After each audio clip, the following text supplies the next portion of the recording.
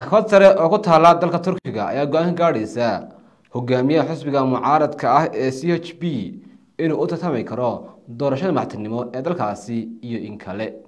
Yaxya Nairobi ayaa warkaasi faahfaahinaya.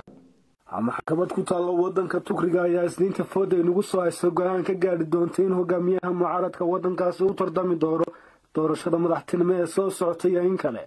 hogaamiyahan ayaa maxkamadu ka gaadhaysaa go'aankaasi hogaamiyaha xisbiga weyn mucaaradka wadankaasi CHP boqolaal ka mid ah taageerayaasha xisbiga CHP ayaa jeclaysan in laga guro bilihii ugu dambeeyay guryahooda ee lasoo dhaafay isla marhaantaasina jeelasha la geeyey. madaxweyne Erdogan waa madaxweynaha wadankaasi Turkiga oo dalkaasi maamulayay 22 sano ah ayaa lagu canaantay inuu cadaadis si caburin ku kacay xisbiyada saxaafadda militariga iyo shakhsiyaadka dhalaalada siyaasaddiisa. xisbiga mucaaradka ayaa culays weyn ka haysta xisbiga madaxweynaha Erdogan AK Party marka loo eego codadka ay keeneen doorashooyinkii ugu dambeeyay meelaha qaarna waa way isku barbar dhaceen.